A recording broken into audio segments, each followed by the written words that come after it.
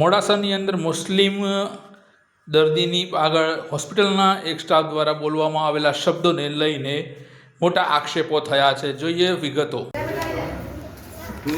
આ ભાઈ છે ડૉક્ટર વિનય ગાંધીના હોસ્પિટલમાં મેડિકલ ચલાવે છે. ફાઇલમાં નામ આપ્યું, મુસ્લિમ નામ જોઈને કહે છે કે આતંકવાદી આવી ગયા. આ આતંકવાદી કહે છે આ ભાઈ, બરાબર. ડૉક્ટર વિનય ગાંધીનું હોસ્પિટલ છે, બરાબર. આ હોસ્પિટલ છે, અહીંયા મીડિયા આવે જ છે, મીડિયા આવે રસ્તામાં જ છે, બોલાવી જ છે. આ હોસ્પિટલ છે અને આ ભાઈ બધા દર્દી જોડે રોજ માપ નહીં. તમે બોલે કેમ આતંકવાદી શબ્દ? માપ તમે કેમ ફાઇલમાં નામ જોઈને બોલવું પડે તમારે? ખોટી વાત છે તમારું. મારું નામ મોઇન આબિદભાઈ સુથાર છે.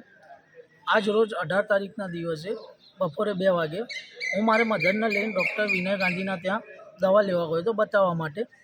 ત્યાં દવા બતાવ્યા પછી ડૉક્ટર સાહેબે અમને 5 દિવસની દવા લખી આપી. દવા લખીને અમે મેડિકલમાં દવા લેવા ગયા તો મેડિકલમાં જે ભાઈ બેઠા હતા મેં એમને એમ કીધું કે આ દવા કેટલાની થાય છે સાહેબ, ચેક કરીને કહો. તો સાહેબે ચેક કરવાના બદલે ફાઇલ પર નામ જોઈને એમ કીધું કે આ આવી ગયા આતંકવાદી શબ્દનો એમને ઉચ્ચાર કર્યો.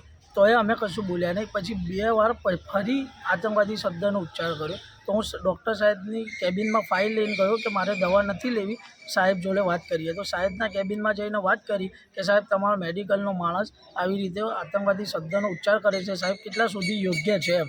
આ મીડિયા બોલાવવું સાહેબ શું કરીએ એમ. તો સાહેબે એવો જવાબ આપ્યો કે તમારે મીડિયા બોલાવી હોય તો મીડિયા બોલાવો, પોલીસ બોલાવી હોય તો પોલીસ બોલાવી લો, વાંધો નથી.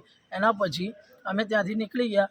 પછી મેં મોડાસા ટાઉનમાં જાણવા જો ફરિયાદ કરેલ છે અને અમારી અપીલ છે કે અમને યોગ્ય ન્યાય મળવો જોઈએ અને જવાબદાર ડિગ્રીવાળા ડૉક્ટર જ આવી રીતે સ્ટાફને સપોર્ટ કરે તો આમ જનતાનું શું થાય?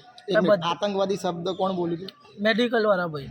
તમે એના પછી ડૉક્ટર જોડે વાત કરી? હા, ડૉક્ટર જોડે વાત કરી હતી ને. તો ડૉક્ટર સાહેબે એમ કીધું કે તમારે બોલાવી હોય પોલીસ તો બોલાવી લો ને મીડિયા બોલાવી હોય તો એ બોલાવી લો. ડૉક્ટર સાહેબે એમના માણસને જ સપોર્ટ કર્યો, અમારા તરફ બોલ્યા જ નથી ડૉક્ટર સાહેબ.